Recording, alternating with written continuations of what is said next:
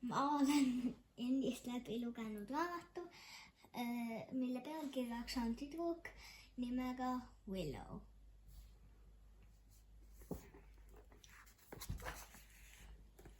Peategelaseks on Willow ja siis ja 13 tüdrukut on Valentina, Gretchen ja Lotti. Ehk need on 4 nõida ehk sõbrannad.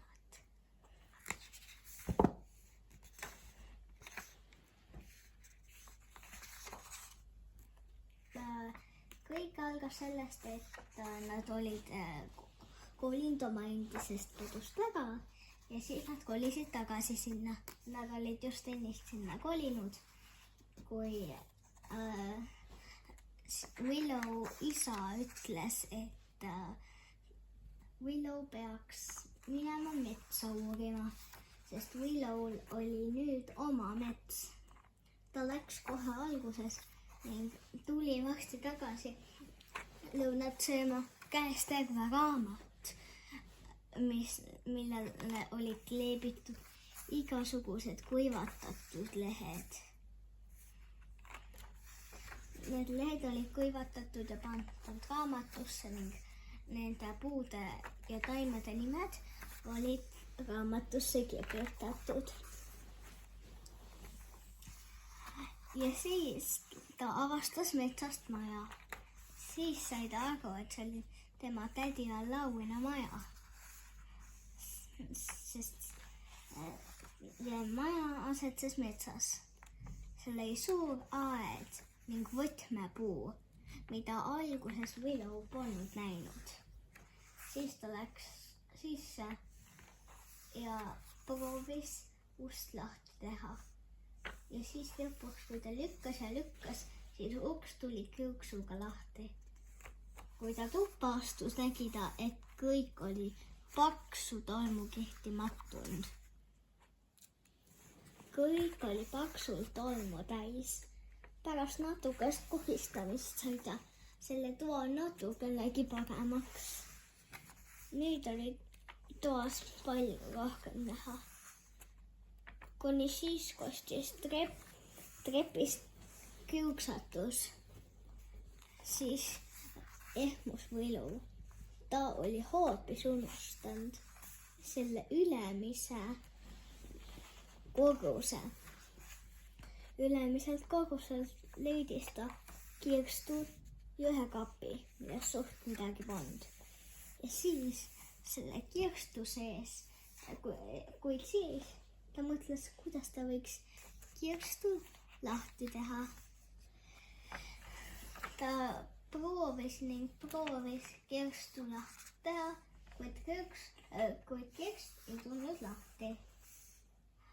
Siis läks ta aia juurde ning läks ta alla ning leidis kirja.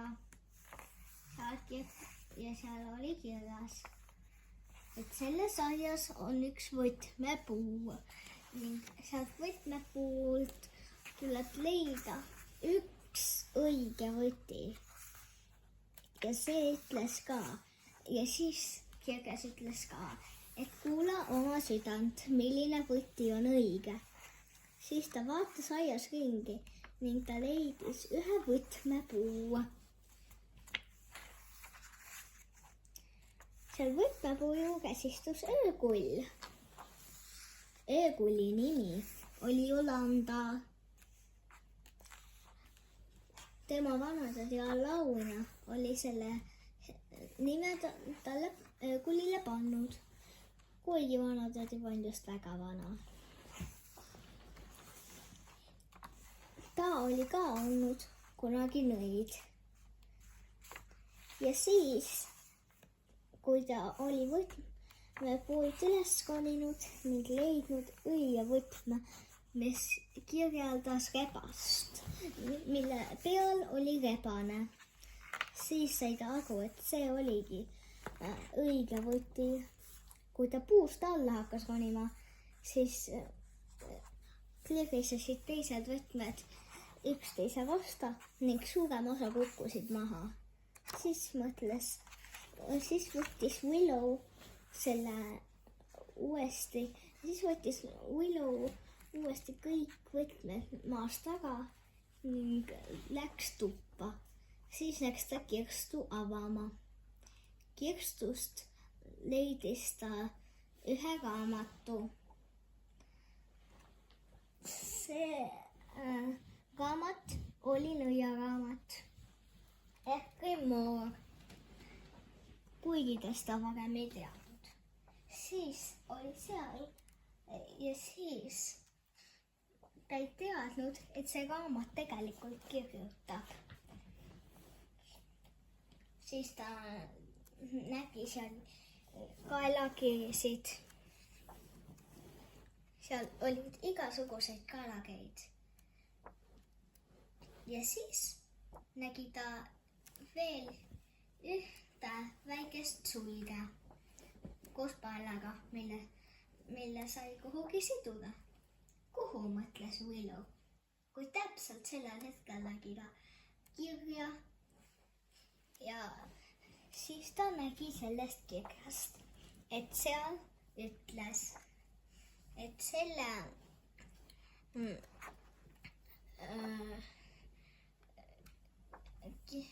seal kirjas ütles, et kui sa paned ühe käe selle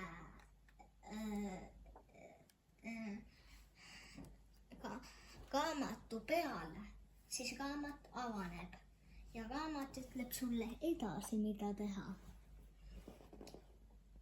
Willow sai sellest hästi aru. See oli tema tädi Allauina käekiri. Ta oli näinud ükskord, kuidas tädi Allauina pani käe nõude kohale ja nõud iseenesest valgeks muutusid. Siis tema soovis ka nõiaks saada kunagi. Ja siis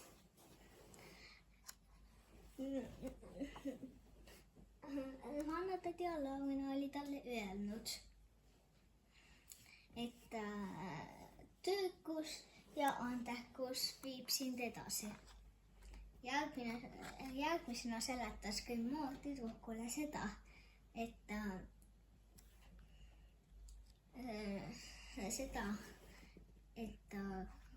kuula oma südant. Siis seletas Grimoire talle seda, et ta pärast käeraamatule asuma panenud peab leidma ühe koha, kus oma rituaale läbi viia. Ja siis ütles tüdruk, et seda ma ei teadnudki, sest ta ei olnud teadnud. Ta arvas, et on sellega kõik, kuid tegelikkuses nii ei olnud. Ja siis ta asus seda kohta otsima. Varsti peagi. Kuid siis, kui ta hakkas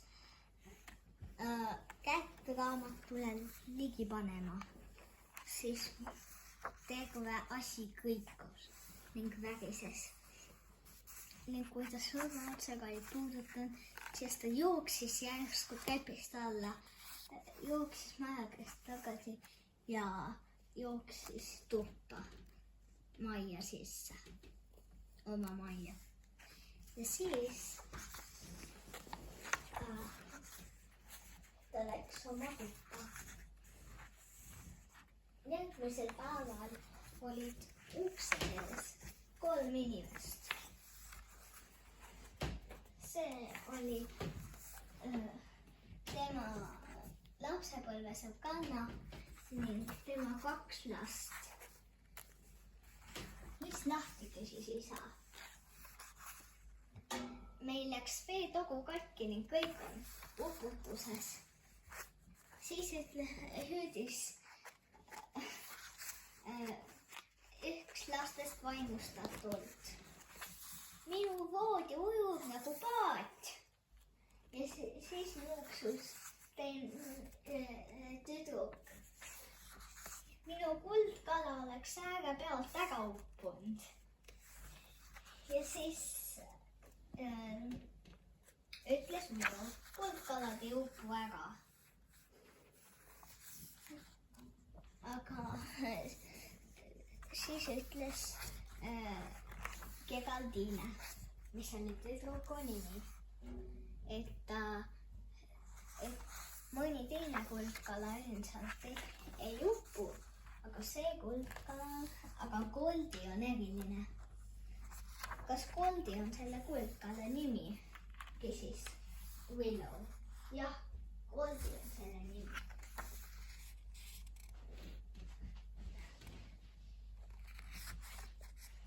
Väga huvitav nimi, ütles Willow. Ja siis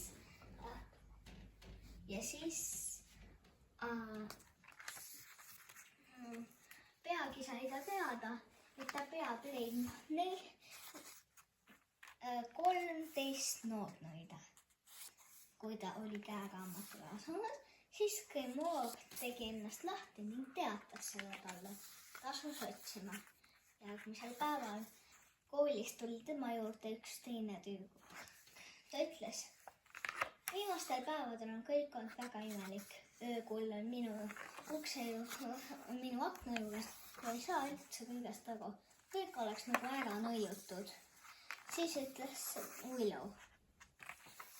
Mul oleks vaja natuke sinu sülge ja ühte ripsmekarpa. Ta võttis selle ja andis Willowle. Willow testis seda ning ütles, hästi, leidsin. Ja siis olid nemad sõbrad. Ta jutustas talle, et ilmselt on ta ka nõid sellepärast, et Willow oli ise ka nõid. Sellest hästi ei saanud aru, kuid siis ütles Willow.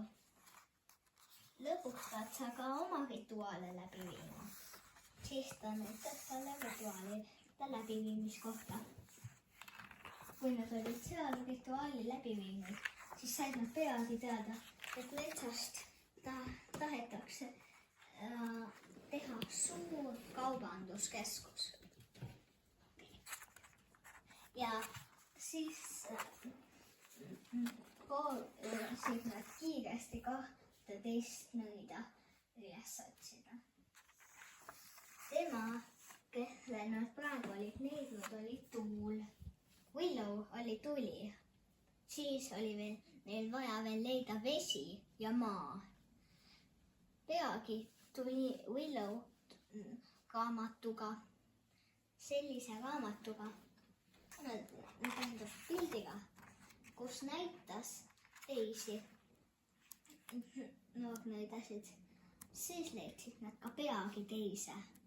Teine oli metsas eksinud, koperdas ning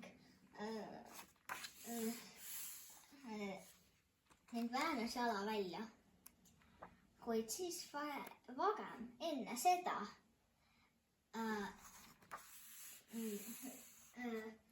sadas vihma.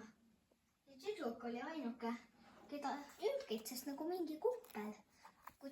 Kuna tüdruk üldse märjaks ei saanud, siis mõtlesid nad, et see võiks üks nõidadest olla. Tegelikkuses see oligi. Siis oli veel, ja tema oli vesi. Siis oli vaja veel leida maa.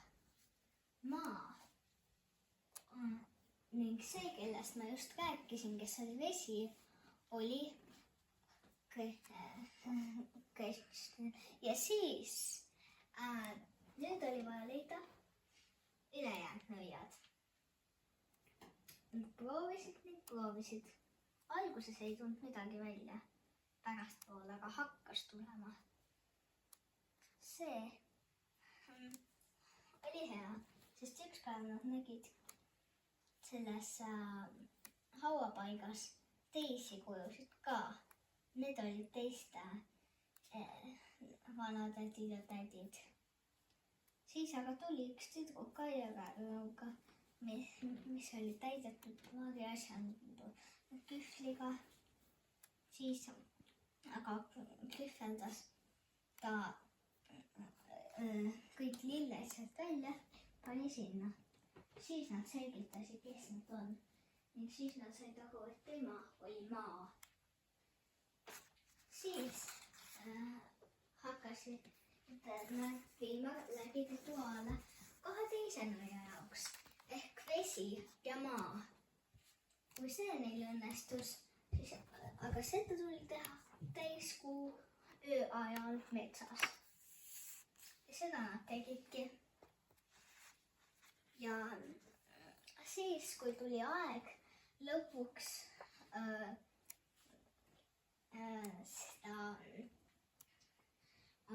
sest vaata, nad olid teada saanud, et sealt metsast tehakse kaubanduskeskus, nõidusid nad hästi haguldased lilled kasvama, mis olid looduskaitse all.